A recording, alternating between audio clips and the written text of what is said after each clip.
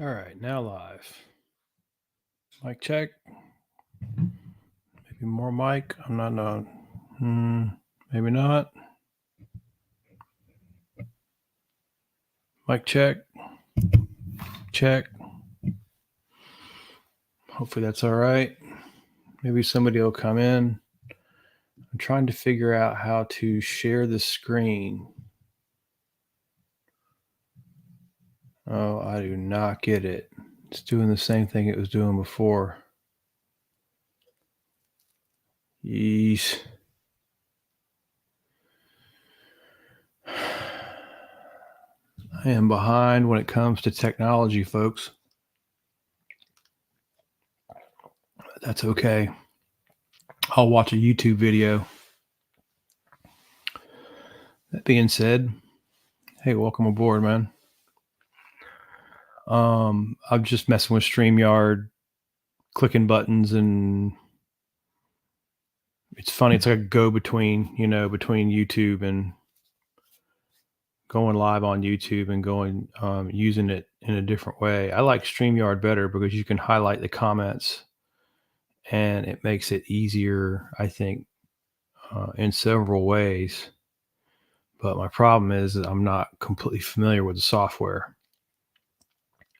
So I was messing with it and I hit go live and then I started messing with it again. And now I'm afraid I'm going to mess it up completely. So, what is this?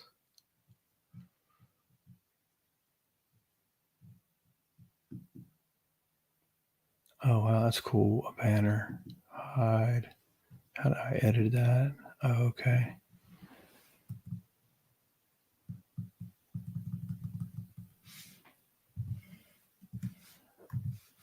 Do this.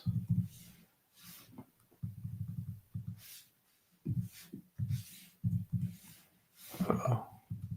I've lost my ability to type. Come on, work. I want to type in there, why does oxygen fluctuate?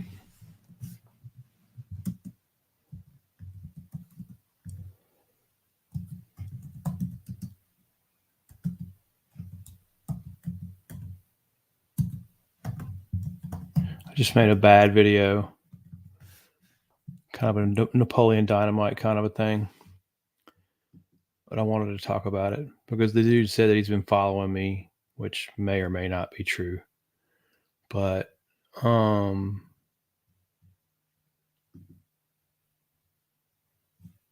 how about that? See, I kind of like that. You can't do that on YouTube. Only StreamYard can do that. So why does oxygen fluctuate? Well,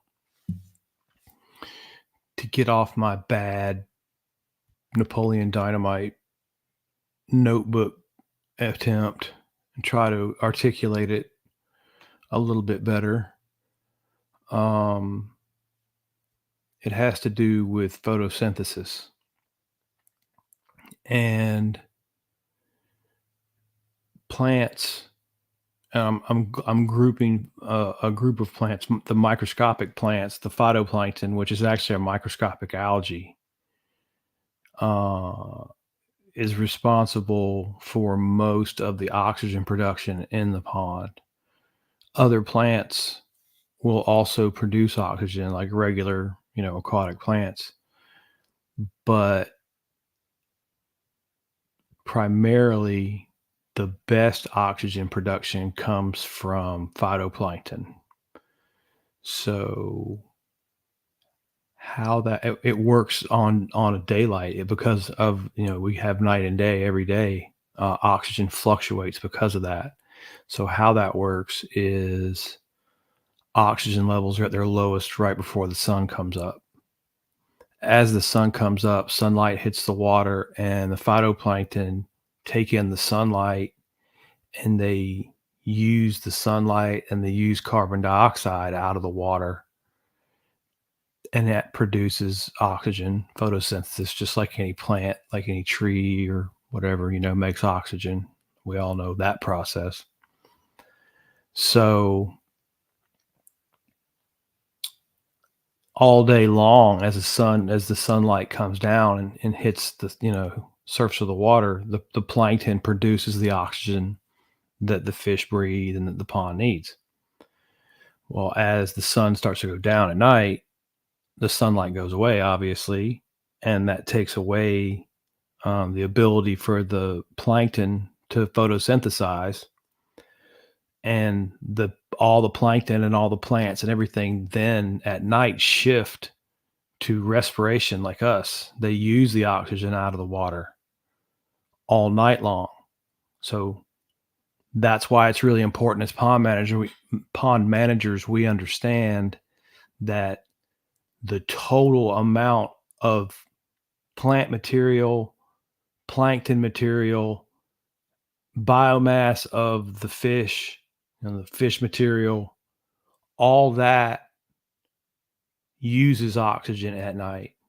And we have to manage, we have to balance all that. If we let any of those get overabundant, you're going to have oxygen problems. So when we talk about pond balance, we're not just talking about fish population balance. We're also talking about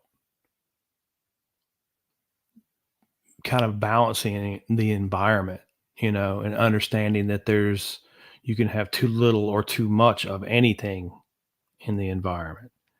But that being said, um, sun goes down, everything alive in the pond begins to use oxygen. Oxygen levels drop all night long. And I know I've worked on studies where we do this stuff. You test different parameters all night long, and you see a fluctuation just because it's of the time of day. So all night long, oxygen levels drop down, and at the lowest 5, 6 a.m., right before the sun comes back up, you have your lowest O2 levels, and then the process repeats as the light comes up.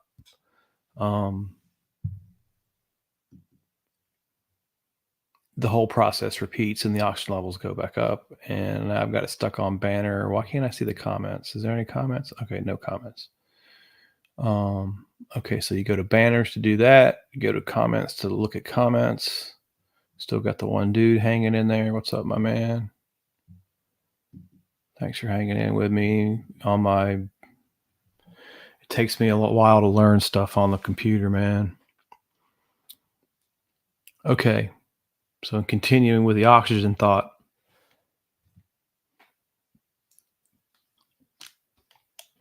Because there'll be some people who come along and watch this later. Matt, what's up, man? Thanks for joining. Is it afternoon? I thought it was morning. I don't even know what time it is. I've been kicking around trying to learn StreamYard and making content, doing editing, learning editing. I'm bad at all this stuff, really, man. I'm kind of punching above my weight, but I'm getting there. I was just discussing oxygen fluctuation in ponds or lakes. Rivers are different, water flows. So it doesn't really apply here. But going back to what I was talking about, so if you have oxygen levels that fluctuate all day long, right? So you also have carbon dioxide levels that will fluctuate all day long. As the sun comes up in the morning, the oxygen is produced by the plankton, photosynthesis, but the plankton is taking carbon dioxide out of the water to produce the oxygen. And so all day long, you'll see if you, instead of measuring oxygen, you would see oxygen increase all day long. Well, because of the increase in oxygen all day long, we will also have a decrease in carbon dioxide because one's used to make the other, you see. And the opposite is true all night long. When all the plants begin to respire, that's what respiration means. We're respiring now, breathing in oxygen, breathing out carbon dioxide. that's respiration. So at night, when the sun goes down, all the plants respire too, and they're producing carbon dioxide all night long. The animals are producing, and fish are producing carbon dioxide all day long. I'm sorry, all night long. And carbon dioxide levels go up at night and oxygen levels go down. So it's inverse in the daytime. Makes sense, right? Since one kind of makes the other. Well, if you just add a little bit of chemistry to that,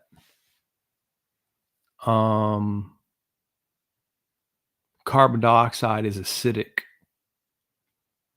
So you could measure that carbon dioxide. Instead of measuring carbon dioxide, you could also measure pH and measure the acidity or how acid or basic the water is, because that photosynthesis will change the pH because of the carbon dioxide uptake. You'll see it in the pH. So it just depends on what time of day you're checking the pH of the water as to where you'll see that pH. If you check it in the morning when oxygen levels are low, you'll see, um, let's see, how do I explain it? It would be more acidic in the morning because the carbon dioxide levels would be higher. It would be more acidic. So your pH levels would be a lower number, say like 6. Then you come out in the afternoon when the oxygen levels go up, it would be more basic because that carbon dioxide has been taken out of the water. So to move towards basic, then you would see pH levels of say like 9, more into the more basic range. So that natural fluctuation of oxygen levels and the natural fluctuation in carbon dioxide levels creates a natural fluctuation in pH.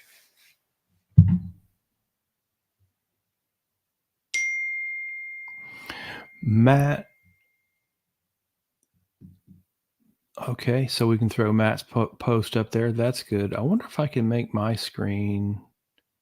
I guess it doesn't matter what I look like to myself. Hey, we got another new viewer. What's up, bro?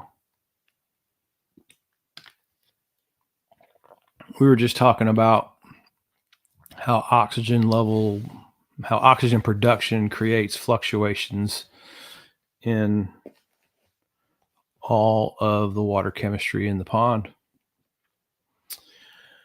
I had a guy just making some comments that really didn't make any sense. Said he had been following. And I was like, well, if you're that far behind and that far like disconnected from like what's actually happening, that's a failure on me. Now maybe he wasn't following for very long. Maybe I'm taking that too personally, but I'm gonna own that. Like if he has been following, then I have failed the young man or the gentleman. I don't know how old he was, or if even it was even a man. It could have been a woman, but generally these types of conversations go with men. Tim, what's up, my man? Oh, I was just talking about me and content wise. Had one conversation really in particular, but a few conversations that were really kind of far off base, to the point where if those folks had been following me for a long time, I'm failing them in a way. It's the whole purpose of this thing is to educate, to help people, figure this stuff out so they can manage their own ponds. But that's another problem too, is like a lot of these conversations, they're not directed towards anybody trying to manage anything at all. I think they just like to argue. So, why does oxygen fluctuate? Well, we talked about that. So I can change that banner. Let's do a new banner. What else are we going to talk about? Throw up a topic, boys. What do you guys want to talk about today?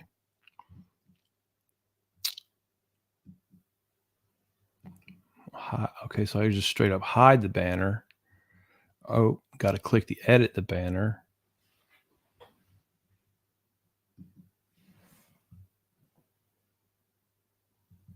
Bear with me. Sorry. One man band.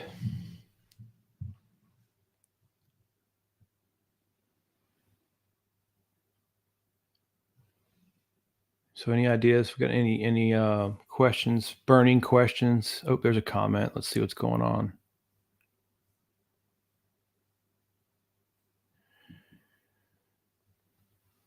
Well, Matt, I'll think of a banner in a second, but I will address that comment for certain. And you are right as rain on that one, my friend.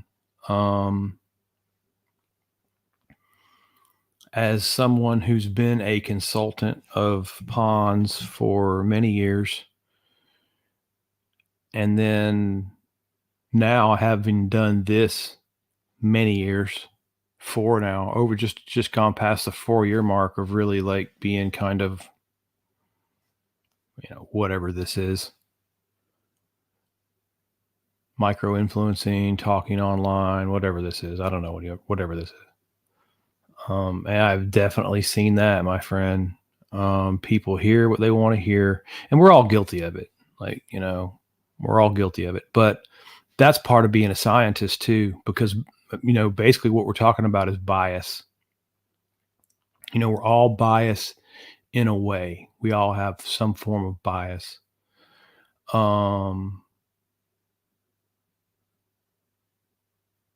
And well, that's a good point too, Tim. I made a mistake. I read the comment while I was trying to talk, and then it breaks my train of thought. It's we'll address Tim's comment next because he's got a good point, but I can put a positive spin on that too. But going back to Matt's comment,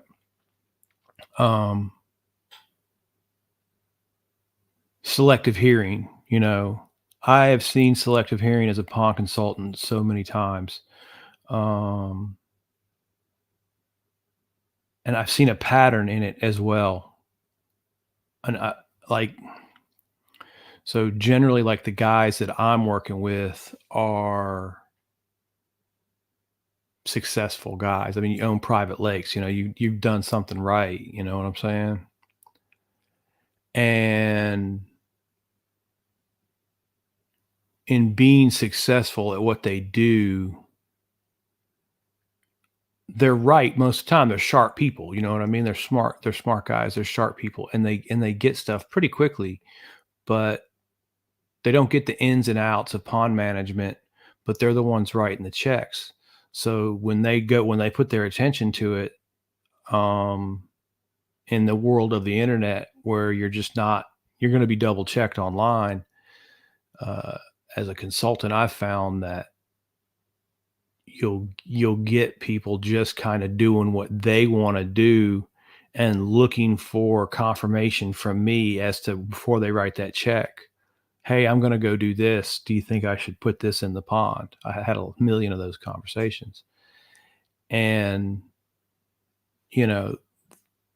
that's a slippery slope there as well, because as a consultant, if somebody wants to stock fish and they're ready to write a check and you need money, they're going to write the check to you or they're going to write the check to somebody else, because when the man gets it in his head, he's going to put fish in his pond. He's going to put fish in his pond. So, there's kind of like a moral dilemma there as a consultant. And I always try to, just make that. And there's moral dilemmas like that in all businesses. You know what I mean? We can draw parallels to this stuff everywhere, but addressing what Matt's talking about is selective hearing.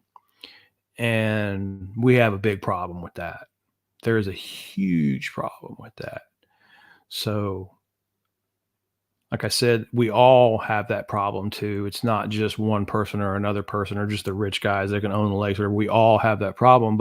And again, scientists have that problem. That's part of being a scientist is understanding your own biases and making sure that you have measurements there to counteract those biases. The fact that we understand that we are biased and can account for it, that's the important part, right? That's the important part. It's the person who doesn't understand their perspective's not the only perspective. That's the hard person to consult with. That's the hard person to work with, you know? Anyway, Tim said something back here. They're doing a lot of talking here. Let me see if I can figure out how to scroll that back. Yep, figured that out. Let's show Tim's comment there. And I don't want to edit the. Oh, wait. No, cancel. There. Tim said there's an overwhelming amount of negativity floating around on social media, and even more than usual lately.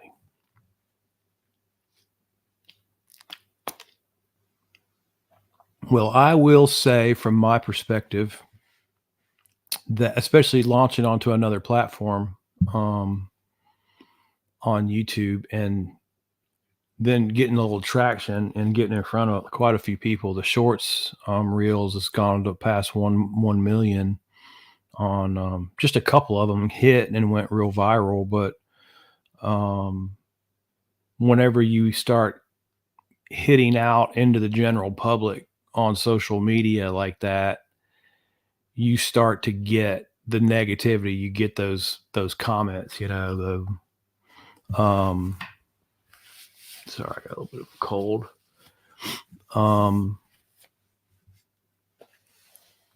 You get those negative comments, kind of stubborn or ignorant or whatever. They're usually all the same too, especially after, like I said, I've been doing this 4 years on here. It's pretty redundant at this point. I don't take any of it personally. And actually, any comments are good comments, really, from my perspective, because it drives engagement. The algorithm doesn't care whether the engagement is argumentative or positive or whatever. So I will tend to take those argumentative types of people, and it's like a game of tennis. You know, you don't break any community rules or standards or call any names. Or I kind of like them at this point. I use them to my advantage quite effectively.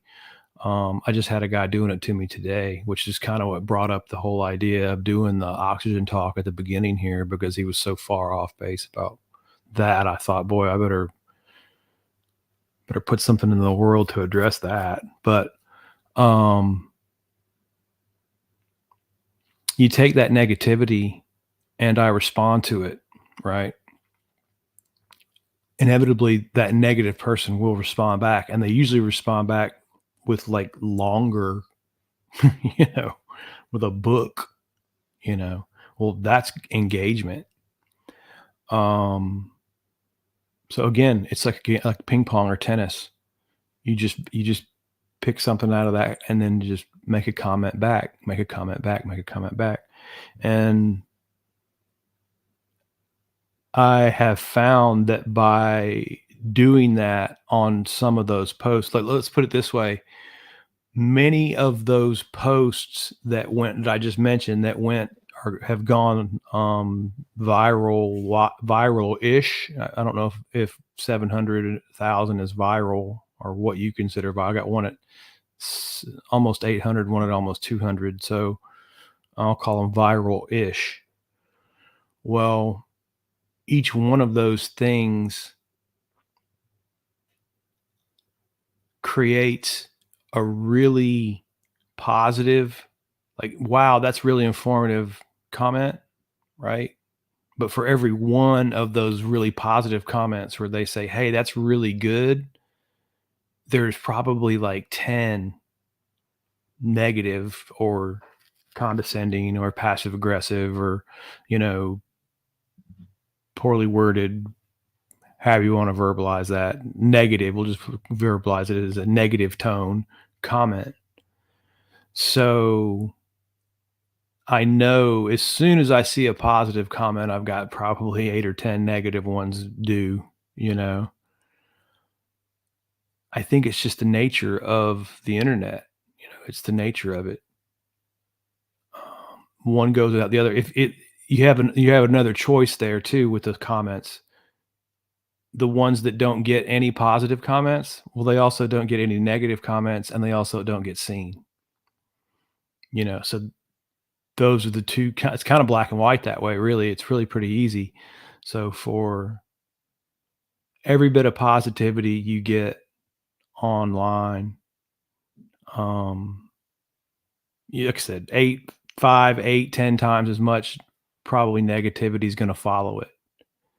But I think that falls back on you, which my dad used to always say this to me regarding sports. I played a lot of sports as a kid, and especially back then, they weren't as kind to kids. They'd tell you kind of how it was. But my dad would say stuff like, one of the things he taught me was some days, like talking about baseball, some days everybody will love you. Some days you'll hit the ball, you'll make the catch, and everybody will pat you on the back, and everybody will tell you that you're great, and they'll love you, and everybody will be nice. Another day will come, another game will come, you won't get the hit, you won't make the catch. Might even be your fault, you lose the game, and everybody will hate you. And some people will probably say the same, say as much, um, just over a game of ball. So, are you gonna believe them either way, I guess, is how they would pose the end of that. You're gonna believe them when they tell you suck, or are you gonna believe them when they tell you you're great? Just kinda do your own thing, boys. Listen to anyone, do what makes you happy. But yeah, I hear you, Tim. We do get some negativity, so there's something in the water with the negativity. Yeah, it's the way it is, and, honestly, I get more positive engagement at this point.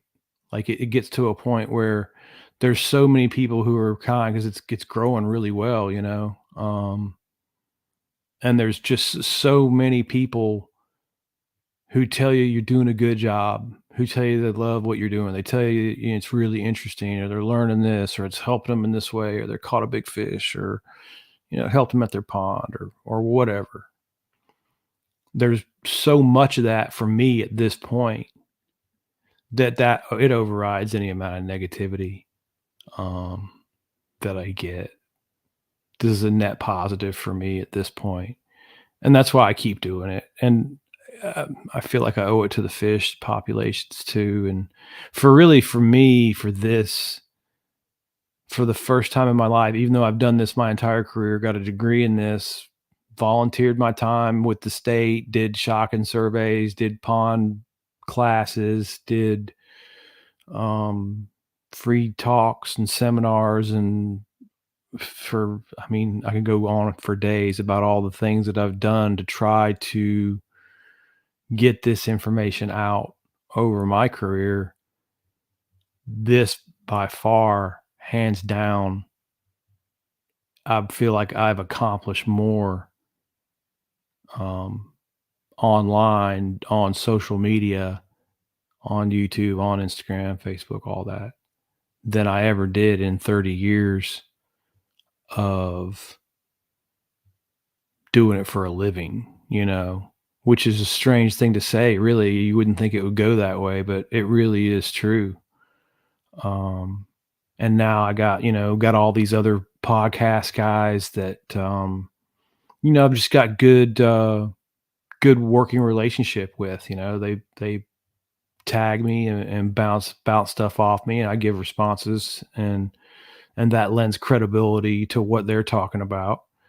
And then on the flip side of that, those guys understand what's up and understand how this works. And you've got guys coming onto the page, coming onto Instagram, Facebook, wherever, um, m- you know, pretty popular dudes, and that lends credibility back my way. And that's really important for, I guess, the realm we're kick for the business that we've chosen, the realm we're kicking it around in.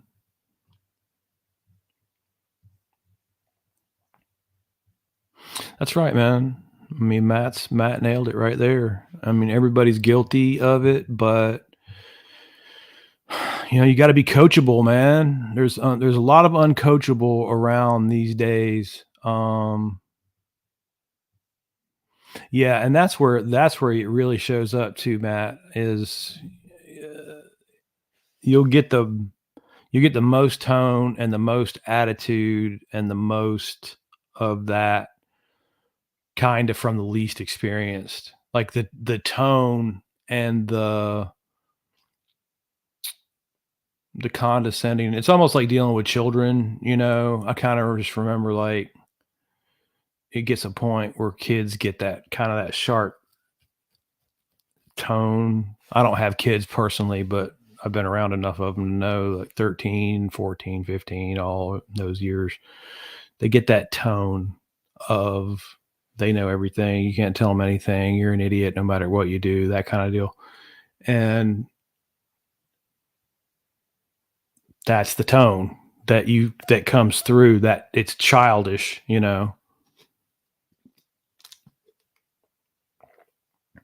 But that's okay.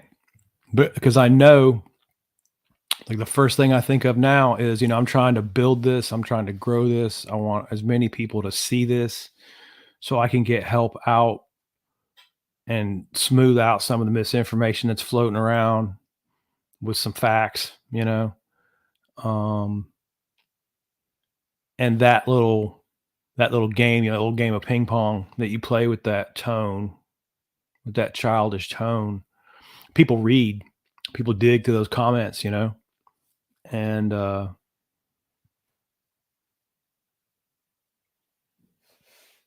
entertainment. That's what it's again, it goes back to the algorithm, which the algorithm you can take out this fancy term, like there's some magical computer machine. I mean, it is cool. AI is cool and it's smart too. I'm not taking anything away from it. But all the algorithm is the audience. Is it popular or is it not popular? Okay. Because you can have, and it matters what platform you're on too. Because I mean, that one post, that one short, I had put one minute video up in shorts on YouTube and gained more subscribers to my YouTube channel than I did in 4 years on Facebook. Okay, so the platform you're using matters as well. That's why you need to spread it out across all of them,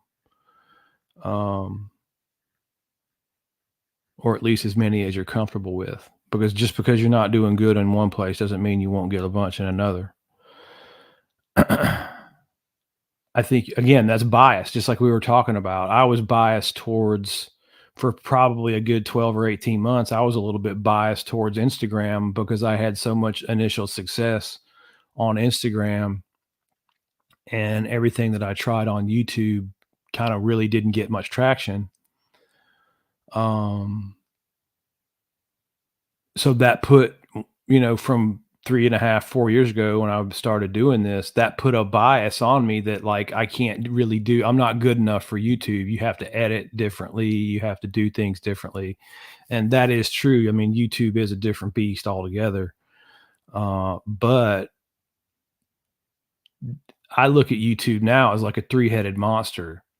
You need to do these lives, you need to do shorts, and you need to do long format videos. Well, and you have to post all three, to grow a YouTube channel. It's not one or the other. I think for somebody starting new anyway, um, unless you're just like superhuman at editing and you can make these awesome videos that a bunch of people watch. If you're really, really good at making movies, see, I've got good content. I don't have good editing. I've got to visually make the video more appealing for YouTube, because that matters on YouTube a lot more than some of the other platforms. So got sidetracked again. Drew's coming in with a question. Let's see what he's got going. Oh, Drew'd like to know if any pond vegetation produces oxygen at night, and is it possible to get more oxygen in the water by plants you allow in or remove? Well, unfortunately, no, my friend. Pond vegetation does not, it consumes oxygen at night. And then plants are particularly bad because they're heavy. Like you look at the density of plankton in the water, that's the plant that's producing the oxygen, right? You can step on mats of plants and get oxygen bubbles up, but you really don't want to rely on the photosynthesis of aquatic plants for your oxygen production either. It's really the plankton photosynthesis that produces the oxygen that's going to keep your fish consistently alive over a decade. Anytime you start adding aquatic plants besides plankton to the system, you're adding risk of killing your fish because you're adding, and the more plants you add, the more risk you add. Um, it's just, again, well, I started this page to address misinformation. There is so much misinformation around the importance of aquatic plants as fish habitat for fish growth. Okay, just take that and put it out of your mind. I have grown absolute unit bass in cereal bowl ponds in HOAs where the people literally said, don't put any plants in it. Don't put any rocks in it. Don't put anything in it. Make it look like a water hazard on a golf course. We don't want anything but pristine grass down to pretty water with no algae or no plants. We want it perfect, like, a water hazard. And there is a lot of those. I mean, a lot more of those types of ponds that I managed than people who would say, "Hey, man, here's an extra 20 grand. Let's go make this awesome fishing pond." Those guys are few and far between. Okay. So the most experience that I have managing fish is in what I described in A. Basically, nothing in the pond, no vegetation, no plant growth, no weed growth, nothing. You might have some rocks under there, you might have some ledges, you might have a little bit, but strictly managed for absolutely no plant growth.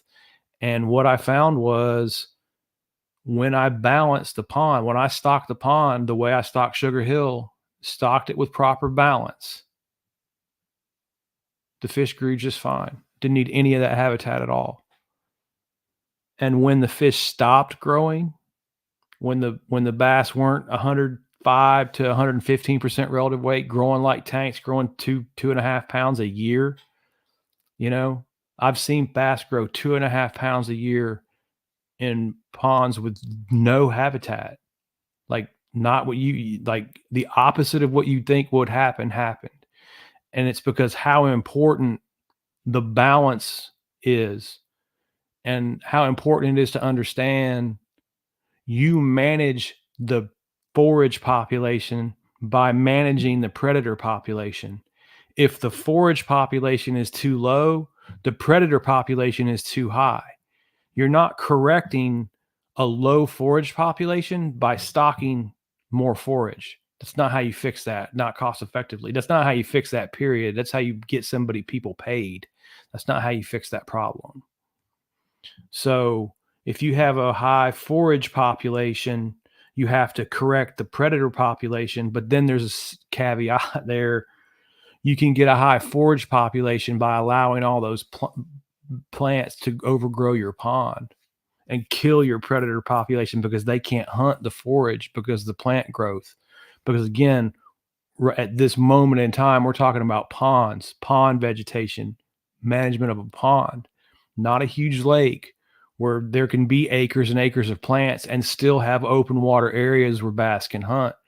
Ponds will get choked quickly, and it disrupts the fish population balance simply by having too many plants in the water and disrupting the feeding of the fish. All those plants, allowing those plants to choke the water, those plants are removing nutrients, the nutrients that the phytoplankton need. The phytoplankton is the base of the food chain. So when you let a pond get choked with plants, you're having a significant decrease in the base of the food chain that's available to the fish. And that's what I'm talking about.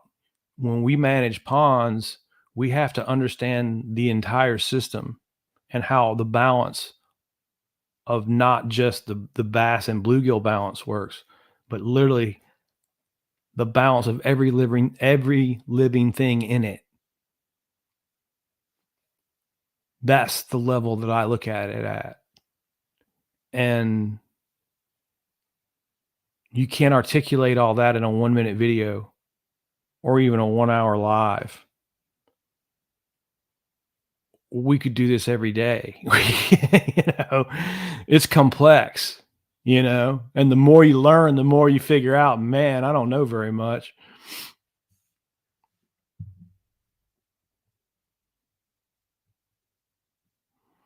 I'm with you on that, Tim, man. He says he seeks out positivity.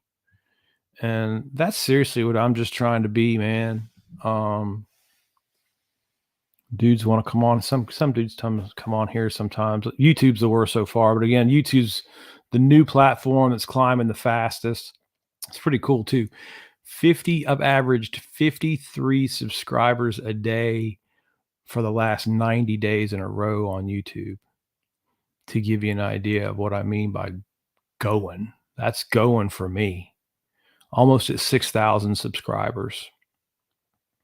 So when you get in front of that many folks, literally like a million, there's like those two little short things have gotten to about 1 million views. And it's all because of those two little shorts. I try to do stuff daily here. Um, and I've been going live way more often, just trying to figure out StreamYard and figure out the software. And I'm still kind of behind on that. And then I get sidetracked in the conversation. uh,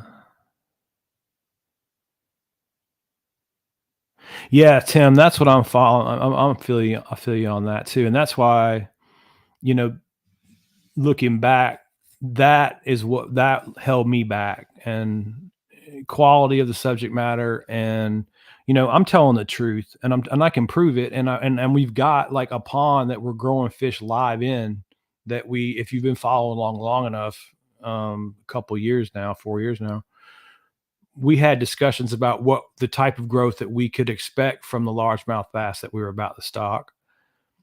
And when we were having those conversations, the peanut gallery, uh, I told them, I was like, we can expect like probably at least 1 pound pound per year growth, but really we should be able to, expect double that, 2 pounds per year growth on some of these fish.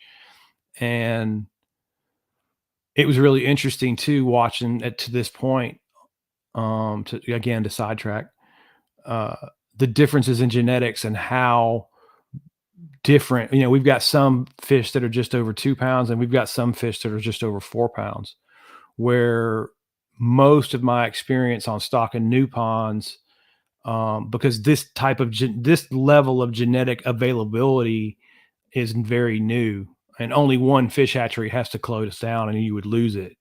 Um, Most of the times you're limited to what you can get, from the hatcheries. And most of the time what you can get is F1 hybrids, a cross between Floridas and Northerns. So most of my experience on stocking new stuff is stocking F1s, and they grow, man. Those things grow like rockets. These fish are not growing like the F1s, and because these fish are Floridas and Northerns, they're not crossed up. Um, Actually, they're considered two different species of fish now. They're not even considered subspecies anymore, I don't think. I think they've differentiated Floridas and Northerns from each other. But that being said, we have this amazingly cool, like, unicorn genetics project that I have never seen anybody do before.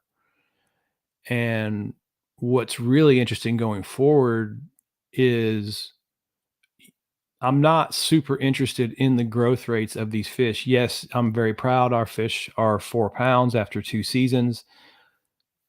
That's what I should do.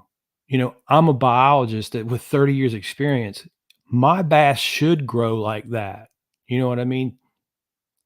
That's I'd rather see somebody else take that information and go out in the world and put that into their pond, learn how to do what I do with that. Okay. That's not impressive to me. I've done that a bunch of times. Um, what I'm looking forward to is the aggressiveness, catchability, and growth rates of the bass that are going to be reproduced into this pond, which is starting this year, really, and forward looking the next 2, 3, 4, 5 years. What after these fish have grown up and done what they've done and grown, maybe we grow a 12 pounder, maybe we grow a 10, I don't know. Every pond is different that way. But the interesting part of this project to me is the offspring of these fish, not the growth of these fish. And that's what I'm touching on. That's what Tim's comment reminded me of in our project, in that the subject matter that we have here is a complete unicorn, you know. Um, Nothing interests me more, really. No, I could go out and catch a nice bass or whatever, and that would be great. But I'm much more interested in tracking the growth of these fish and the growth of their offspring over the next, 5 years, whatever, however long I can, however long I live. um, and providing that kind of unique subject matter. Along with, I think too, and I've got a lot of compliments going back to we talked, there's a lot of negativity. Well, I've had a lot of positive comments too, man, on YouTube about dudes saying how unique the content is here, about, what we talk about. Um, and it's a different spin, you know, and I think that's awesome, man. I think that's great. And I think that I anticipated having pond owners. I anticipated this being a list of questions um, from pond people, and they're there. They'll find me. They'll trickle in here. We've had a couple guys that have some lakes and some pond stuff going on. Certainly more on Instagram than on YouTube. But I just fully anticipated with what I'm doing that this would attract that kind of crowd, that kind of following, but it's really not. It's really fishermen. And um, man, I've had so many guys give me, again, more positivity coming my way about how when they learn about the biology of bluegill or the biology of shad or even the biology of bass and some of their habits and stuff, how it cleared up things that they'd seen in the field, and how they were able to relate that. And that has to do with being just being articulate about this stuff, being able to convey these ideas, because they are complex. And I do have a huge advantage there because I've been talking to people about pond science since the mid 90s. And all the people that I had to talk to were private landowners that didn't have fisheries degrees. So I think maybe I've acquired a skill that maybe some other science guys don't quite have yet. But I do see those science guys watching, and I do see them, and I hope they take it and run with it, and I hope it helps them.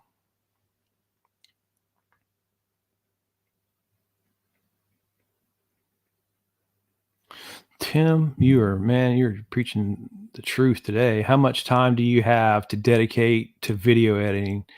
Exactly.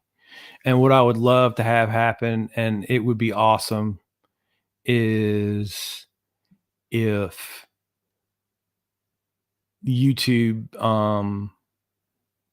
paid enough that I could afford to pay a kid to edit some stuff for me, because that's where my limitations are. Is I've got a million ideas, man. Like, I have got so many content ideas. I could crank this channel up, but I need assistance. Um, like, my ideas are punching above my physical ability to edit and be able to do this stuff. I need help that way. I need, like, um, computer help and that kind of stuff, editing help. But if it keeps going the way it's going, man, with the way people have been pouring on here, and there's 6 people on here now. Hey, thanks for watching, guys. Um, hey, John Allred back. What's up, my man? What's good, John? Matt says, yeah, that's true, Matt. Guys get obsessed with bass fishing, and I've been obsessed with it my whole life. Um, I would say I've had a unique ride with bass fishing. I see some videos too about like these YouTube guys making these videos, and I understand where they're coming from too when I watch it, because again, if you can draw parallels, you can draw parallels across anything. And like these guys, they get out onto YouTube and they want to make videos, and making videos is their dream. And they start making videos, and their videos hit, and they get some money, and they get a crew, and they got all this stuff going on. But what ends up happening is the videos that they're making are not the videos that they want to be making. It's the videos that they're being paid, right? And there's a big difference there. So I'm on the opposite side of that. I'm doing exactly what I want to do. The videos I'm making are exactly I'm trying to do take something that I love and a part of my business that quite frankly was not profitable at all. I mean, I made a little bit of beer money, you could make a few grand a year managing fish populations, electrofishing surveys, all that when you're in the actual lake management business. But anybody, you can just go look at lake management businesses. Like most of them are just weed control businesses. They don't even offer fisheries management. You can literally cut the fisheries management out. There's so few clients that it doesn't affect your overall bottom line at the end of the year. So those of us in fisheries management do it because we love it, you know. So I'm trying to take ideas and a job experiences and make videos entertaining enough for people to watch about something that I already love and do and will do to the day that I die. Um, and that's the difference between me and these other YouTube guys that are like quitting. I see a bunch of videos, they're like quitting. Oh, I'm not into it because they're not, it's just a job. And I get that. And where that fell on me is with fishing, because I have a hard time getting motivated to hook the boat up. I have a hard time getting motivated to get my gear in the boat and just literally go outside, back the boat up or back the truck up to the boat, hook that up, pull that out, make sure all that's ready to go.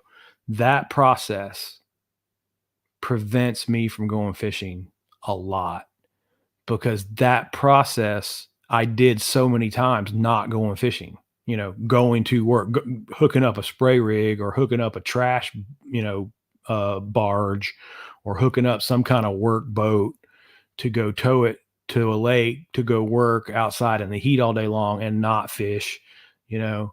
So my love, my job, sometimes like I get into a rut with my fishing because I feel like I'm working. I feel like and it's not the fishing, it's just the process of doing all that. It's kind of weird, but um I see where these YouTube guys are coming from on that. But for me, man, I love it. I mean, this thing's growing well.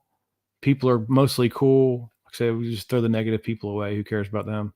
Um, get a lot of positive feedback from the page, which I get more positive feedback from this than I do doing anything else in my life. So, why would you quit? Again, go with the positive, right? Got a bunch of comments. Thanks for making all the comments, guys. It keeps the thing flowing good.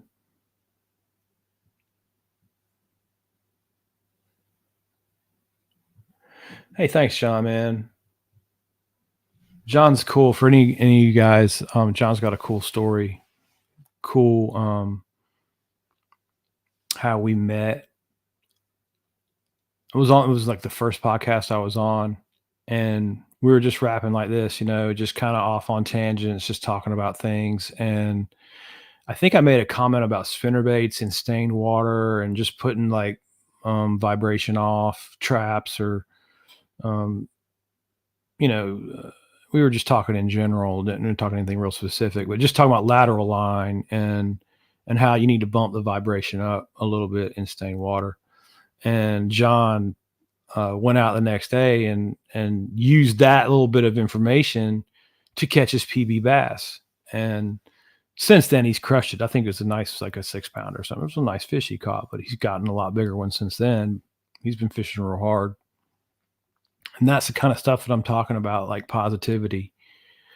Um, just a one little thing you talk about that you articulate it in a way that helps someone. You know what I mean? And if you want to call that teaching or, um, however you want to verbalize that, but you have a conversation and somebody's listening and they never heard it quite that way before, never thought about it quite that way before, gave them a new perspective on bass, through lateral line, through how they don't really need their eyes, through like how they're sensing their environment, just a little bit of enlightenment on biology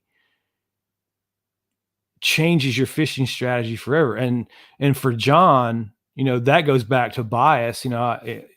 Like we were talking about earlier, that made John biased towards me immediately because he heard it from me. So, um, and it worked for him immediately. So he has a little bit of bias there. One thing I have bias. Here's another bias. Here's a bias lure right here. Check how I get my bellows gills sometimes. These guys will pack them up to me and send them to me like this. But I got a shipment in from the G Crack. Shout out to those guys. Those guys have been a tremendous help to the page. I remember the first time I saw that 5.8, right? And it was about the time I met John online there. And I saw that thing. People were making fun of it, and I saw that thing, man, and I was like, that is either going to work good or not work at all. And I actually put it on like a 7/0 hook on a Tokyo rig was the first way that I rigged that. And I will fish with that thing. I bet I made 5 casts and I had one almost 8 pounds. It's on my highlight reel on Instagram. It's highlighted in there somewhere. So, and then from then on, that 5.8 all around North Georgia, everywhere I went, I wouldn't catch a whole bunch of fish, but if I pulled a big one for a few years there, I was pulling it on that 5.8. Gave me confidence. But again, going back and touching on bias, catching an almost 8-pound bass on the first, try on the first day in 20 minutes of going fishing with it, that puts bias right into your head. And since then, that lure has produced more big fish.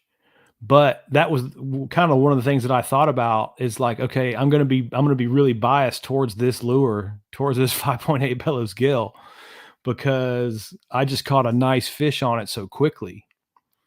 But it didn't matter. I continued to catch nice fish on it and catch more nice fish on it than most of the people who fished around me. So that's when you get confidence, and know that you're on to some pattern, something unique that's just a little bit different, because bass fishing is hard, man. Bass fishing is not easy. And I think that anything you can learn from science, I think anything you can learn from going fishing, I think anything that you can learn from other fishermen, or anything that you can learn from any scientist that studied any part of it, even if they're not an angler, even if they just study like crawfish or bait fish or whatever, like there's so much information to learn that anything that you can learn makes you better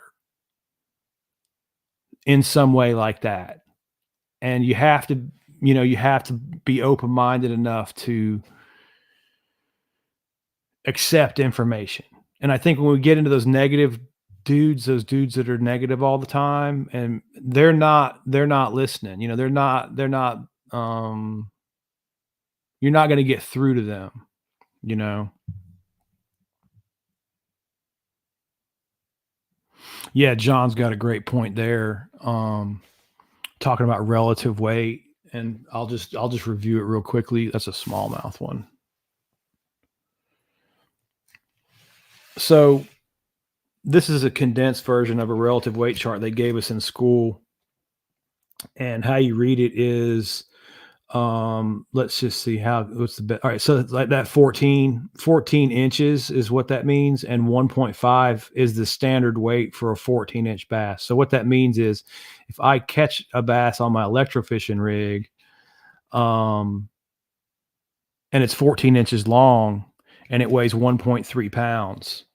Okay. Now I have information. I have a data point. I have a bass with a frame of reference. Okay. Um, if all my 14, 12, 13-inch bass are under those standard weight numbers, I'm beginning to see a pattern in the data, right? So my bigger bass might be bigger than those standard numbers, but the smaller bass be lower than those standard numbers. Um, that's giving me important data that I can use to manage the pond with. But you have to measure it that way. You have to measure it with that frame of reference there. And a lot of times I have a hard time getting just regular fishermen to understand that that number is accurate and right. Because right now my numbers, like to give you, we'll use this again, right? One of the or let's see, where is this way, 17 right there. We had a 17, just over 17-inch bass caught out of the Sugar Hill Outdoors pond that was 4.1 pounds. We had another one that was 3.9 and another one that was 3.8. So as you can see, just because a fish is 17 inches long and the standard weight is 2.7 pounds doesn't mean they can't be considerably heavier in the proper environment. And that's exactly what I'm talking about. Using relative weight over time, right now tells me I'm doing very well. My fish are growing very well. But then as those relative weights drop down, I can use that as an indicator of something going wrong, because the bass should grow at that rate forever. If they're and something's impacted their growth or what they're eating if they don't. And that's where I have a lot of experience, is seeing that. Like when you first stock a lake, you get great bass growth like this, and then it starts to drop off. But I had an electrofishing boat, so I got to go figure out what was causing that to do that. Why are my bass growing awesome for 5 years and then tanking? And that's a real noticeable pattern in ponds and small lakes. It's built, it's awesome. It plateaus, then tanks, and it does it. And the plateau's not long. It's usually like 24 months, and then it's going downhill, not up anymore. And your fish production and your fish growth all is at best flat, not really doing much. That's the most common thing you'll see in pond and small lake management. Very rarely will you see somebody sharp enough to see their bass aren't growing. And that's what these numbers tell you. Are your bass growing or not? People don't even understand bass can stop growing. So that's what Allred's saying. He uses the relative weight chart to go from public lake to public lake, and he looks at it, and he's not managing a lake like I am, but he's using this. So he comes out here and he says, okay, I caught a 17-inch bass that weighed 3 pounds in this lake. And then maybe another day he goes back and does the same thing again. So across a couple trips, he's caught a few fish that are over standard weight. Well, if you understand how rare bass that are at or over standard weight are, you got to go from lake to lake to lake to lake, and they'll all be under, under, under, under, under, under. When you find a lake where they're producing over, you know you're in a lake you want to bass fish in. And John was he caught on to that really quickly. And he used relative weight in a different way, not in the way that I'm using it, in a way that helps him narrow down where to fish. Okay, because it doesn't even matter if it's like a 10-acre pond or a 1,000-acre lake. When you start seeing fish above standard weight, above, higher than those numbers, there's your sign. It's just a wave and a green flag. Here's your PB. You're gonna bust your PB right here. Bust your PB right here. And I've watched John bust that PB over the last 3 or 4 years several times, because he understands these concepts and he's just using them in the field. And that's what I mean by, I think this page is different in that it gives you the ability to use science in the field, even though you are just a fisherman. You're not even a scientist. If you understand these concepts, it gives you a tremendous advantage.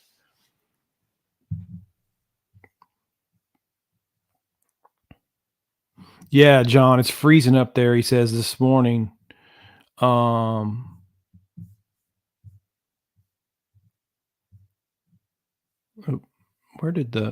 having a hard time learning how to make this toolbar. Oh, there it is. Scroll the right way.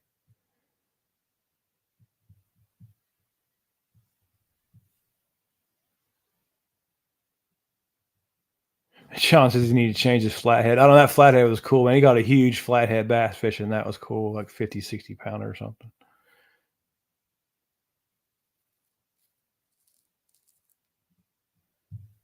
Matt says he gets bias on colors. Yeah, I do too, man. Everybody does with the colors, man. For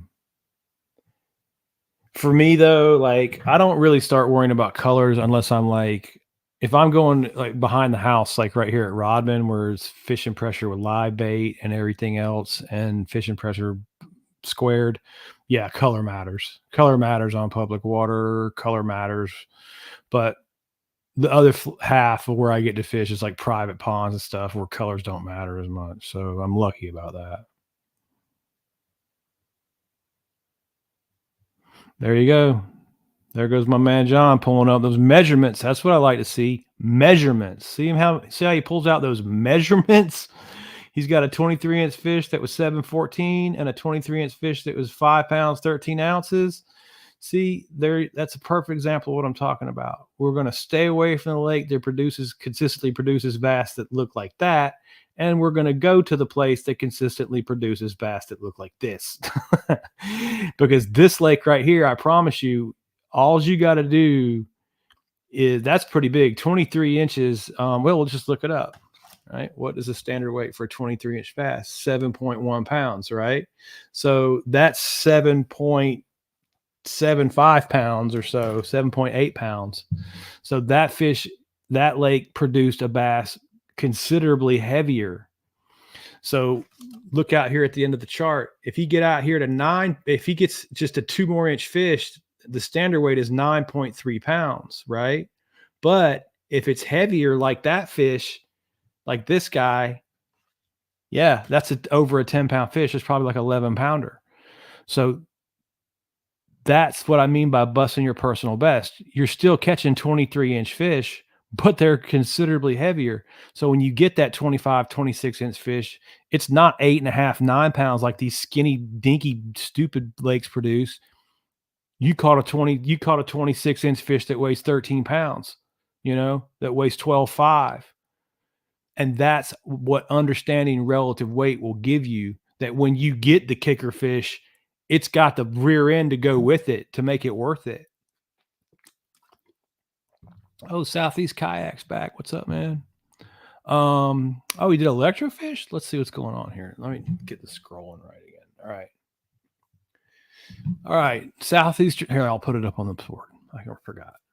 Did an electrofish, and they got 50 pounds out. Okay. 2 bass over 8 were 23, okay, and you got 40 crappie that were out. So I'm probably removing 40 crappie that were in the 2 pound range. Right. Okay. So Southeast Kayak is, I think the pond was 5 acres, if I'm not mistaken. Southeast Kayak. Um, so they're shocking the pond and they're trying to manage the fishery, but they're going to catch 22. Okay. So he did an electrofishing survey, and what you have to remember, Southeast, is you've got two different problems going. When you start removing, you've got a pond with crappie. So you've got two predators in a pond. We don't recommend that. So the first thing we recommend, and which no one ever does, but the first thing we recommend is just drain that pond and start it over without crappie, because crappie cause, how do I put it?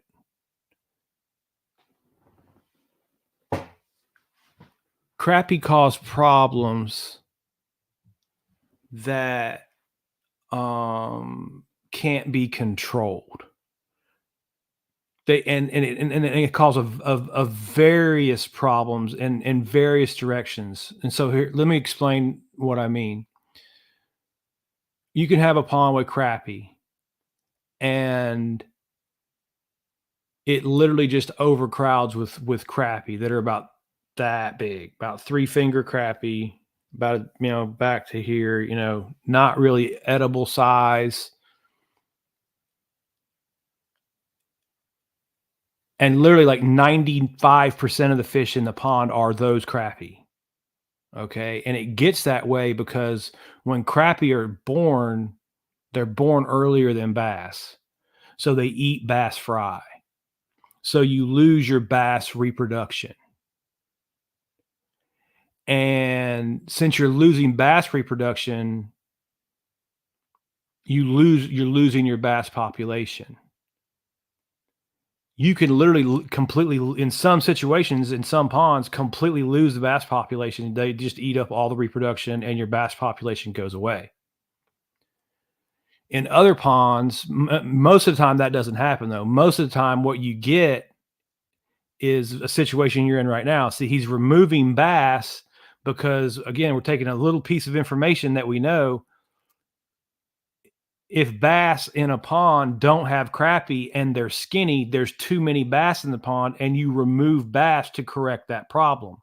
So that is a correct statement. But we're not in that situation. Now we're in a pond with crappie. Your bass are skinny because of crappie, not because there's too many bass. Okay? So you need to be removing crappie. That's your problem. But here's another problem. Look, you only got 40 crappie out with the electrofishing boat. I guarantee you'll be able to go get 200 in another month. You'll be able to go get hundreds and hundreds and hundreds of crappie out, if not thousands and thousands and thousands of crappie out. And guess what? It won't matter. And we're about to start doing videos up in Thomasville with my buddy Mickey. I've been trying to get him live on here to talk about this stuff. He took 3,000 crappie out of a 7-acre pond, hook and line, over a 2-year period. The fishing got worse. Okay. And that's the part that I'm trying to get across to guys. There are situations that no amount of shocking, no amount of fishing, no amount of stocking, no amount of nothing are going to fix. And it sounds like you got one of them. And it just because it said you got crappie out of there. All right. Now, does that mean that every single pond everywhere on earth is messed up and completely ruined because of a crappie population? No, it doesn't. But I can promise you, like those 8-pound bass, you're not going to see them get bigger than 8 pounds around crappie, because the crappie stifle everything down. Because the crappie are not only eating bass fry, they're eating bluegill fry. They're reducing the bluegill population. So you're having a shift. You're having less bluegill in the pond and more crappie in the pond. But guess what? Crappie don't spawn like bluegill. They only spawn once in the spring. where your bluegill spawn monthly all summer, get 4 or 5 spawns out of the bluegill. So when you get crappie into the pond, that's the other part of the problem. They completely decimate the forage production. The pond is like running on, it'd be like an engine running on one less spark plug. Does it run? Yeah. Does it run good? No, because it's not running right because you got trash fish in it. And in a pond, crappie are trash fish. So, like I said, Southeastern is in a catch 22. Okay. He wants his bass to get bigger. He's removing bass to try to make them bigger, to try to bulk up the forage population. But his forage population is probably just going to be wiped out by those crappie that normally would come back if the crappie weren't there and it was just bass and bluegill or bass and bluegill and shad, or a better combination of fish for his pond. You could remove the bass and the forage population come right back for you. But in this situation, you can remove those bass, and all you're doing is helping the crappie remove the bass even harder because they're going to spawn next spring, and now you've got fewer bass, putting fewer bass babies in, and you're creating a situation where you could be helping the crappie ruin the whole thing. And there's 100 different ways that scenario could go besides that one, but that's the most common one.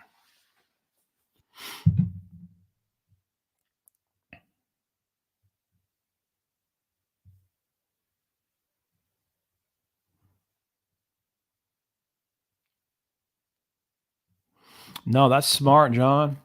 John says he's a nerd. He keeps all the relative weight and the lures that he's using for anything over 18 inches. No, that's really smart to do, man. Okay, so Southeast is working with a 20-acre, which changes it a little bit, but still 20 acres is not big enough, is not recommended for crappie. And I've seen plenty of 20 to 40 to 50 to really up to 100-acre lakes that are negatively impacted by crappie populations. And I think that's probably, like, if I had any money at all, I would bet all of it on that's why your bass population is doing what it's doing, and it's the competition. And now the flip side of the coin too, like 20-acre lakes usually are really hard to get drained, and are on the pricier side on the stocking, on the restock too. That 20 acres is not a cheap job compared to what you're going to try to do with the electrofishing surveys over the next decade, and then the stocking. Because what goes on with this now is 1 year you're stocking bass because you've lost all your bass reproduction. The next year you're removing bass, doing what you're doing now. It kind of makes no sense, but it's because you're not in the situation at that moment and looking at the data, like the electrofishing data that you just looked at that says, yeah, we got way too many bass. We need to thin those down. 2 years from now, 3 years from now, you might be going into the fish hatchery and buying bass to stock because you've lost 2 years of reproduction. That is what I'm talking about. That is completely going to be your world, where you're doing one thing 1 year and the completely opposite thing the next. That's what crappie give you. And it's not that you won't have decent fishing either, but it's really, really hard to harvest. And like I said, my buddy took 3,000 crappie out of a 7-acre pond, and it didn't do a thing to it. Didn't help it, didn't make it better, didn't make it worse, didn't do anything. That just didn't do anything. And it was a massive amount of fishing. It was a massive amount of cleaning fish. It was a massive amount of work to put that many weekends aside to go and keep and try, you know. So the point being is that is a third the size of your pond, right? One guy couldn't fix a 7-acre system. So it's only 3 times harder for you is what I'm getting at. And I don't want you taking your weekends and going and putting in massive amounts of fishing work.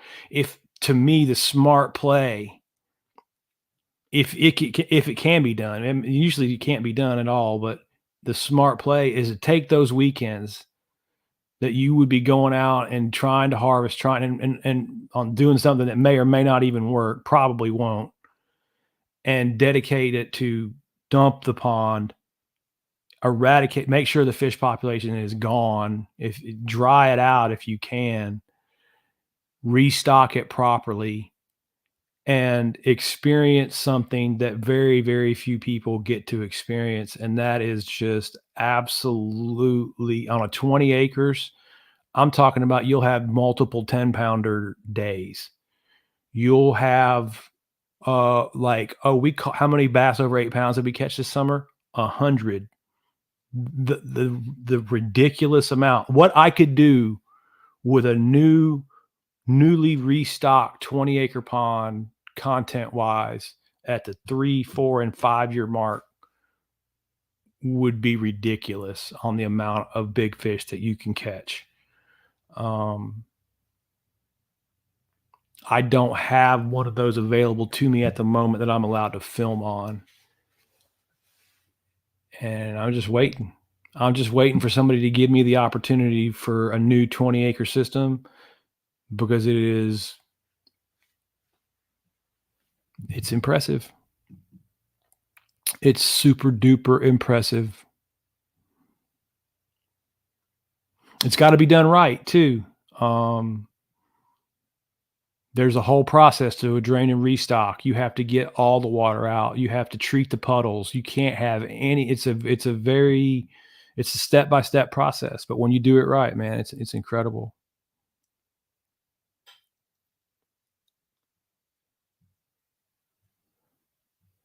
They're talking swim baits, swim baits, swim baits. Yep, there's my man Philip Cheat took words out of my mouth. When you drain and restock, you got to do it right. You don't want any of those crappy living. You don't, if you don't do it right, you usually end up with at least as bad a problem, if not a worse fishing problem, mess of a problem. Um, but I'll be glad to help. I've done it a bunch of times, and I put all these warnings around it, but it's really not too bad. And usually, if you can just get people from being panicked about the water being out of the pond, that's what freaks everybody out. But usually, the water fills up in a few days or weeks. That's usually not a problem. Most places where the ponds have been built correctly, anyway.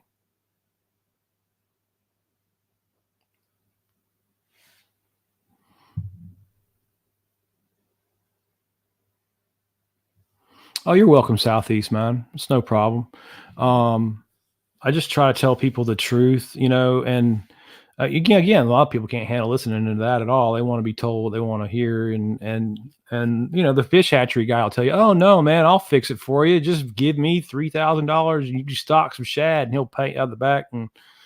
But what I'm getting at is measurable results, and we talked about it a little bit the other day, and talk about it again. Um,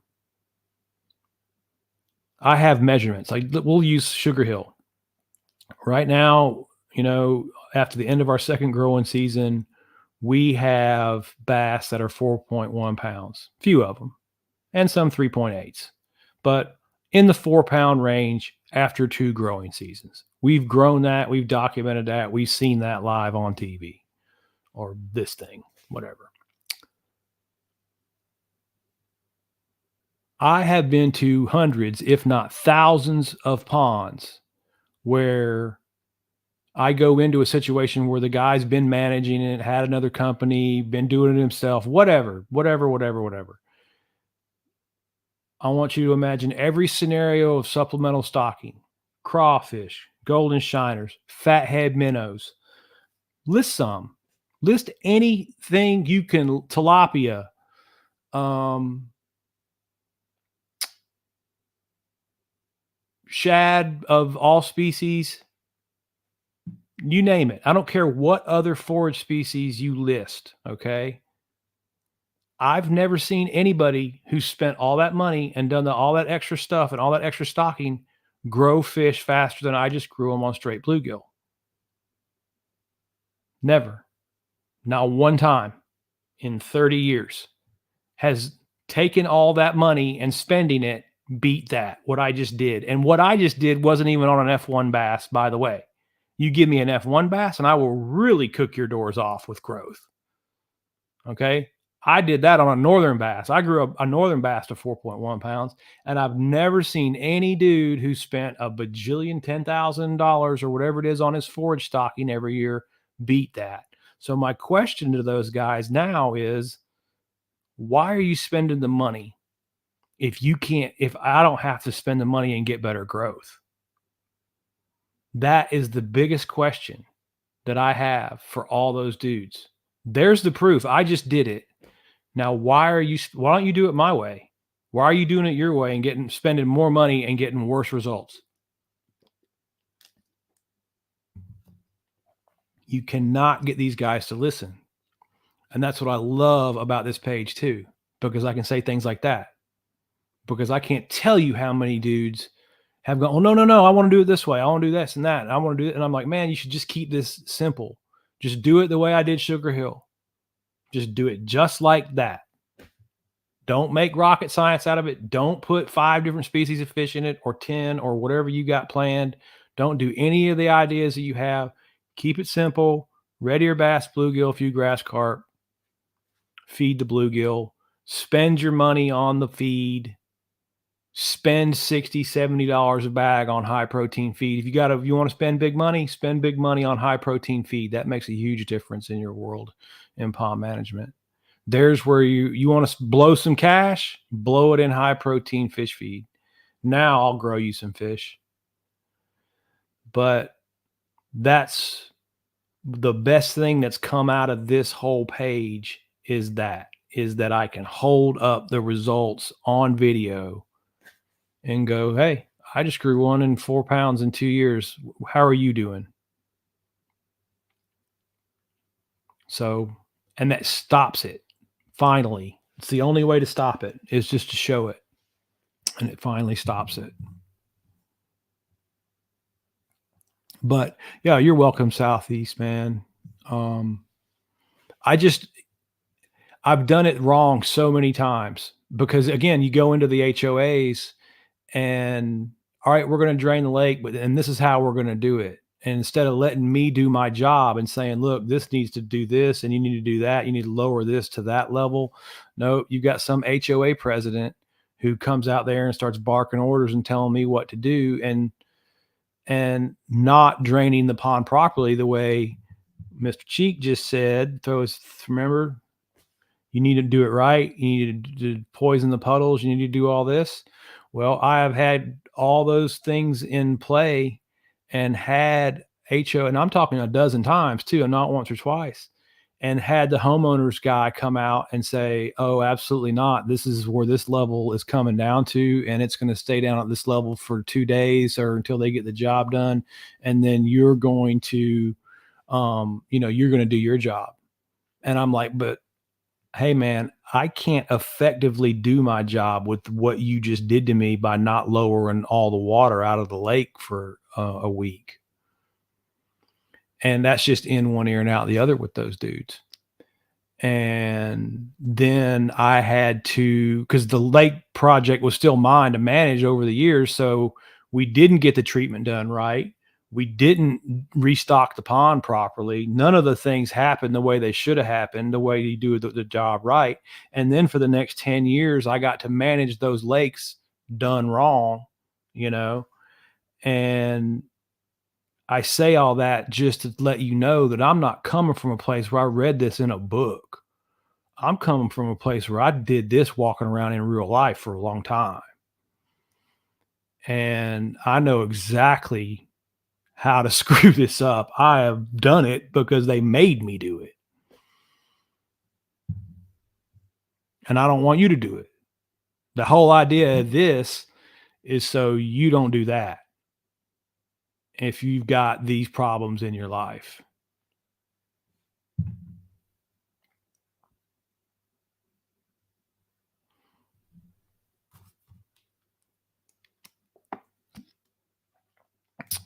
right. I think that's swim bait chit chat there. Let me go back through the thing here and make sure I didn't miss anybody's comments.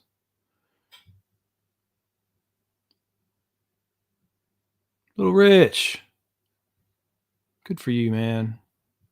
Hope everybody's having a good weekend, man. I don't want to, an hour and 30 minutes.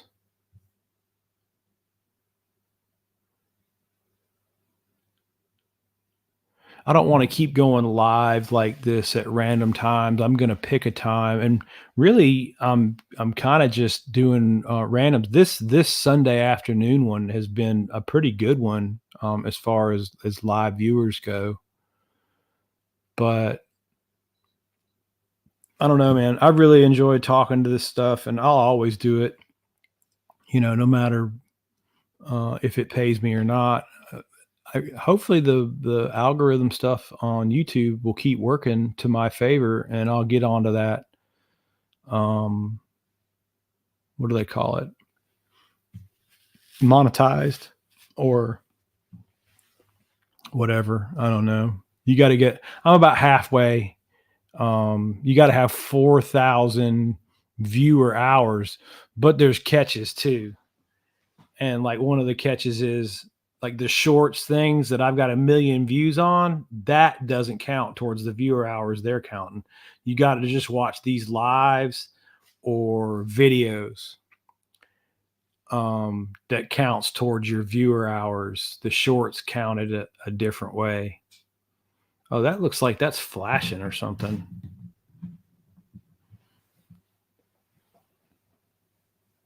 I wonder if there's not quite enough light in here. Does that look like that's have a strobe effect to you guys?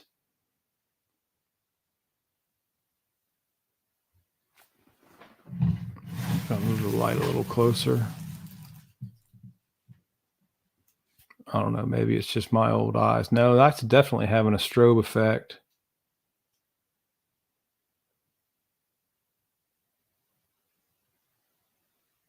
On both screens. I wonder why.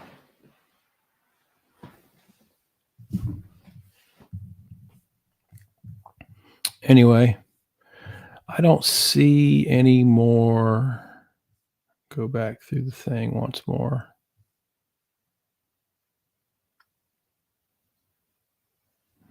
Hey, my man Flipping Kicks, what's up? He's back there.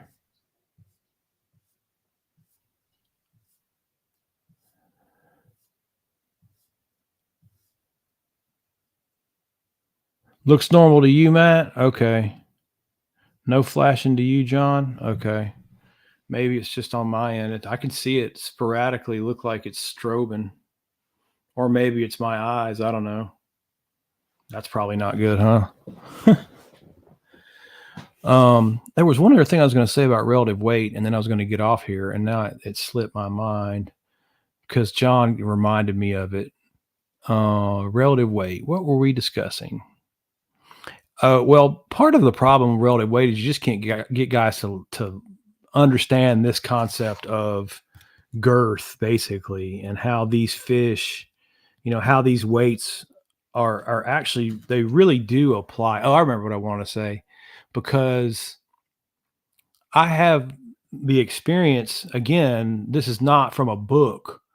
I went out in the world and I stocked bass for people and came back and measured them and compared them to that chart, and over 5 years, if you stock 50 bass per acre over 5 years without harvesting bass, without understanding they're probably going to overcrowd on you,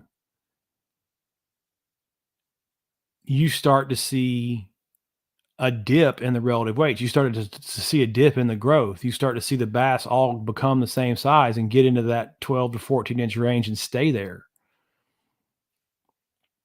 And that is a very common trend. They grow and then they don't grow. They grow and then they don't grow. So the first few times I stocked, because that's what the school book tells you. You stock 50 bass per acre. So the first few times I did that, and I had a few of those jobs like really quickly out of school. I was lucky. And I noticed those weights. I'm measuring, I'm doing my job, I'm doing exactly this. I'm measuring my relative weights. And I noticed about year 3, the relative weights are getting really skinny. So I started taking the bass out. And the pond was small enough that I could manage it by myself. Just 3 acres, it wasn't very big. And I saw, and that's another part that the people don't realize, is how many bass you have to take out of that before you start making a difference, before you start seeing those fish get bigger. You know what I mean? And in that 3-acre pond, it was 80. I took 80 fish out over a 2-year period, not quite 2-year period, and then started seeing, um, improved relative weight. And again, like you're kind of biased. You're like your perception is weird because while I was doing it, in my heart, I kind of felt like, my God, I am absolutely, because I was doing it with an electrofishing boat and with a fishing rod to get 80 fish out of there. You just don't go get 80 out in a day. You got to do some fishing. And then at the end of that year, I hadn't even caught enough out fishing and had to use the shock boat to get the rest. And when you're keeping that many bass, yeah, it feels like you're ruining the pond. Like because you're not used to doing it, and I was like 23 at the time, so I had never harvested a pond the right way before. And I just thought, my God, I just felt in my heart with emotion, I felt like I was ruining the pond, but with my head, with science, this is what I've got to do to fix it. This is what we learned. Well, sure enough, again, you get sick field experience. A couple more years go by, and that little 3-acre pond is producing 5-pound bass again. And then you notice another trend, and that's okay. Well, the 5-pound bass came back in here pretty nicely, and we got 5 and 6 pounders. But now you don't have to go keep all those small bass anymore because you shifted the bass population to a slightly larger size. Those bass are eating the smaller bass, and the amount of fish that you have to keep drastically changes. Okay. And these are all the things you learn by doing, is what I'm getting at. And how these online negative conversations are absolutely never about what I just described in the learning by doing. They're all, the negativity floats around in hypothetical book knowledge or whatever. Michael, welcome. Did you not get notified, man? That's a bummer.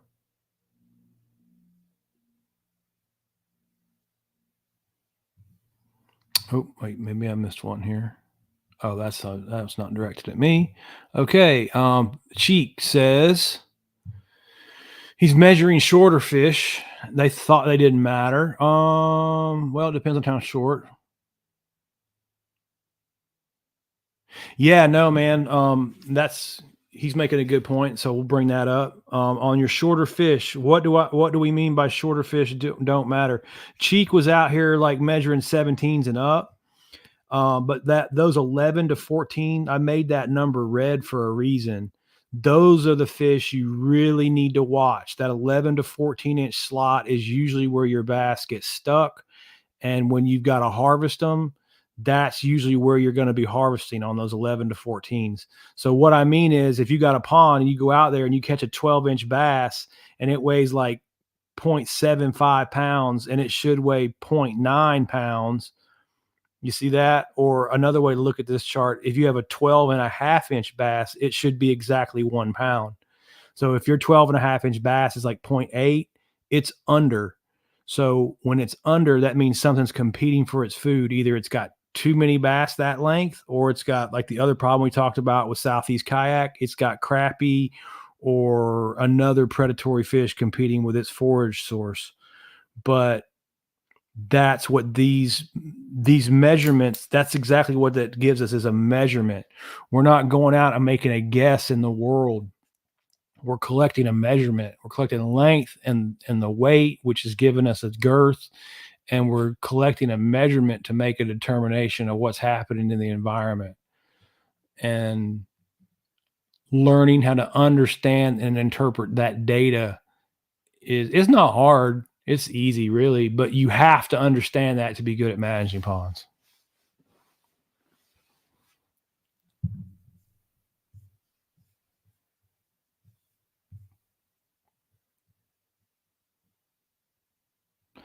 Uh-oh, that's the second person about the notifications, Frank. You know, I'm sorry about that, man. I don't know how any of that crap works. It's not giving you notifications when I go live. Somebody else just said that too. I wonder, does it not give you a notification when I go live from StreamYard like this? Does somehow maybe StreamYard interfere with the YouTube notification process? Because I certainly do like using and being able to highlight these comments like this. They're talking about swim baits.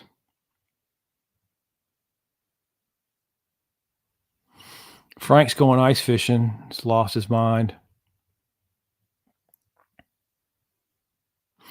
Oh, yes. I'm going to highlight that one too. That battalion works in Florida too, Philip. I've caught a couple fish along the Barge Canal on that smaller battalion. I like the way that it floats, and I like the way that you can really kind of work it like a fluke with the reel. You don't have to even get much rod tip in it. You just kind of get that reel popping cadence, and it gets a nice erratic work to it. But yeah, that battalion's a nice bait.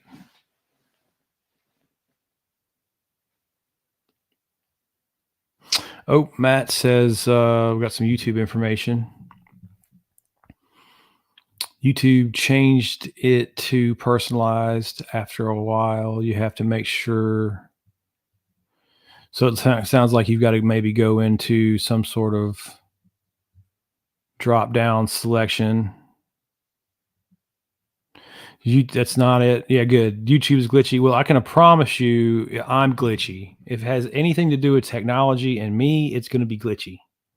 It's a miracle this is working right now. I can promise you that. And I would love to learn how to share the screen. That's actually why I came on here today, but I'm having technical difficulties with this computer. I think I'm going to have to take it to Apple. I can't get it to share pictures. Like I go into pictures and it wants to pull it. I got to change the file. And when I change the file to everything, to all pictures, and click on, it will not go in there. I don't know what is going on with this computer, but I am virtually computer illiterate. Like I said, the fact that Rich is back. The fact that I've done this, I'm proud of myself, boys. Proud of myself. I'll get it worked out because I do want to do some more podcast kind of stuff. We got all kinds of guys that we can bring on here. We can bring Southeast on here and talk about his kayak fishing stuff, and we can bring a lot of people on here and talk about interesting things, and not just talk about pond management. And that's going on what I was talking about earlier. That's what's good about this page is, we've got the unicorn in the pond management genetic freak project we've got up there with the Floridas and Northerns going. That's cool, but that's not the only thing the page has to be. We can talk about fishing. We can talk about G-Crack having guys to send lures over for free is cool, man. I never in my life ever thought. And have you guys seen this, man? This one's looking good. It keeps pulling my eye. Look at that. That swimmer. Man, I've been smacking them on these swimmers, man. Caught some nice fish on them. But I never in my life thought that I would have a tackle company send me free tackle, you know? Like, that never that is like a dream come true. You know what I'm saying? Like, if you'd have told me 3 years ago that there's gonna be these dudes and you're gonna catch some nice fish on their baits and they're gonna send you some tackle, I'd be like, "Yeah, right, whatever." But it happened.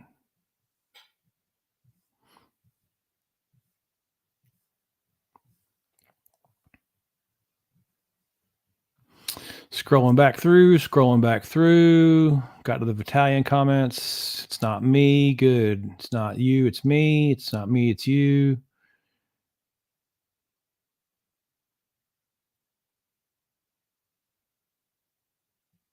Just make sure if I share something from Frank. Oh, that's a good one, Frank. Frank's always here for comic relief. Glad he made it today.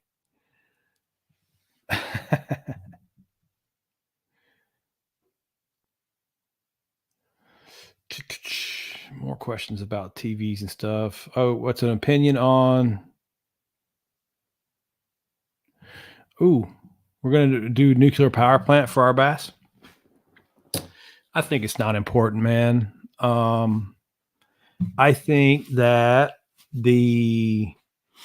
um,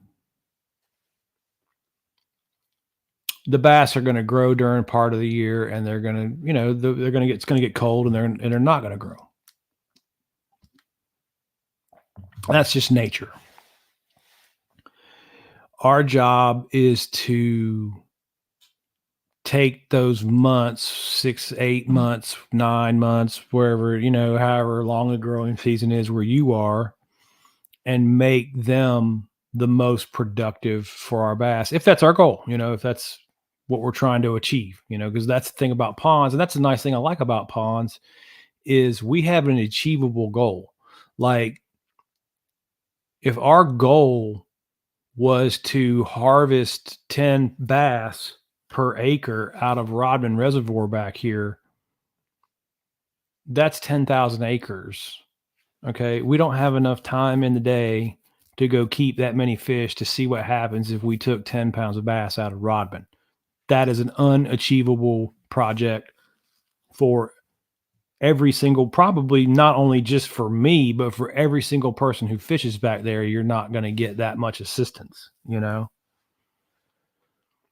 So that's what's great about pond content is that as this progresses and we pick up a couple new ponds, which we will, I've been a little bit slack on bringing some content, but this year's going to be a new year, and I'm going to show you some new content on some old, some old new ponds, done kind of the old way or done the way that people kind of have to do it, which not ideal way. How about that? The not ideal, and some done the ideal way.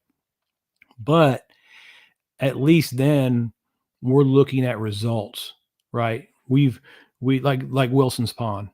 We've gone out, we've removed 3,000 fish from a 7, 8 acre pond. And what was the result of 2 years worth of work? Well, drum roll, the result was the pond didn't change at all. It's actually kind of worse. Didn't fix a thing, and we've wasted our time. But you know what? That's really important information to get out to people again, so they don't waste their daggone time and stop the wheel spinning. There's so much wheel spinning in pond management where people just keep doing the same things over and over again and not listening.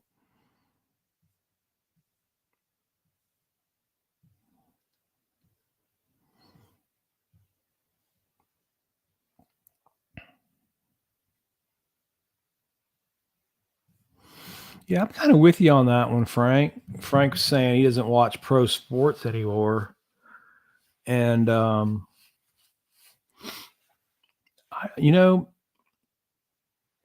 I watch I watch Georgia Bulldogs, and I don't even watch them avidly like I used to. but I do watch the Bulldogs and keep up with the Bulldogs, but, um, I don't really do the pro stuff much anymore either, man. I have a fantasy football team, but that doesn't really count because you don't have to watch football to play fantasy football. I think it gives you an advantage to not watching it. You just, let the computer pick your guy.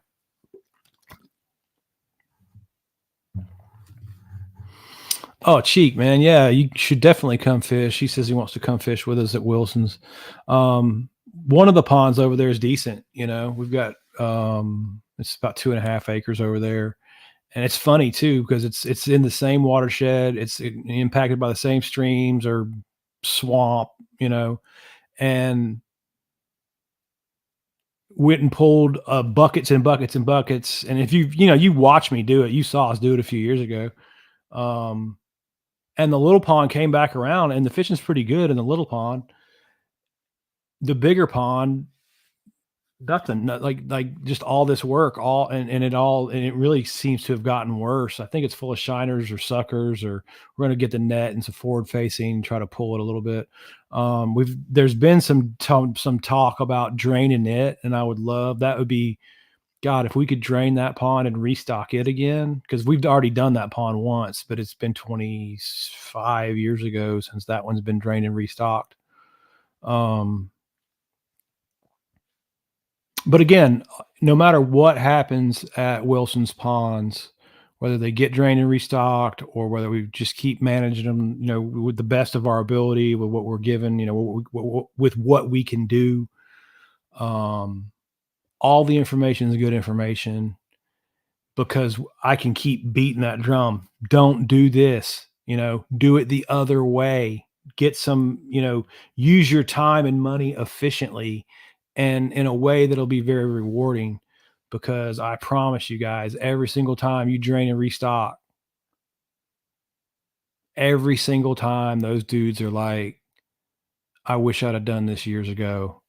This is the most amazing fishing I've ever done. For the next 10 years, you'll go fishing at your pond and that is it.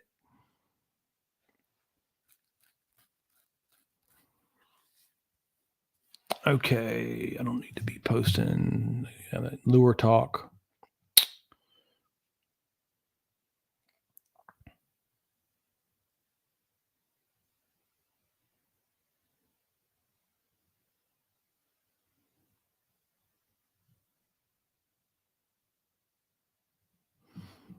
Yeah, you get some fish that are aggressive all year. I love ponds like that, man.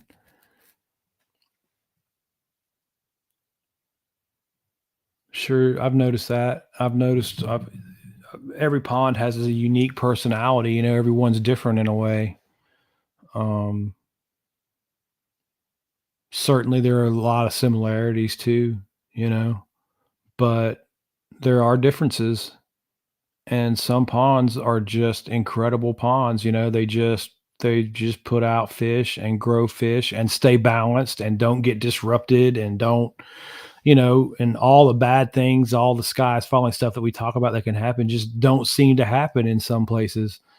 And they're, awesome ponds. But that also doesn't mean that we can take those ponds and use them as the example of, hey, throw whatever you want in there. Can't. Keep it simple. Do it like Sugar Hill. Good talking with you, John. I was about to switch off too and go to the grocery store. It's about that time. I did not learn how to share um, the screen yet. I guess that'll be a Google video. But it was good chatting with you boys again. And drop me a DM if you want to come on here live and talk about some stuff. You got something you want to promote or things you want to talk about. We can go live and talk about them on this. I learned how to share the screen, and that went really well. Really, really well. So that's it. Appreciate it, fellas. I'm looking for the button to end this thing. Ah, there it is.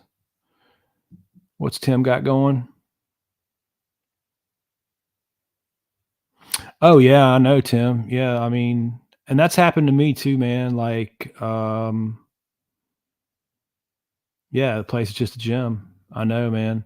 I've had that happen to me before too, where like the one thing that happens a lot is the pond will be just slightly balanced towards bass heavy, and you'll go pull the bass out that's necessary.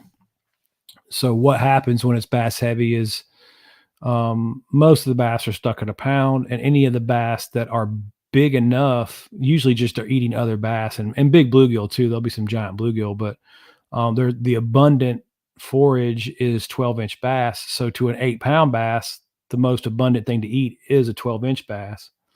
So what happens is you go in there and you pull the 12-inch bass out, right? You go in there and usually that they're the ones that are easy to catch and they're hungry anyway. So you bam, bam, bam, you go catch a bunch of those out.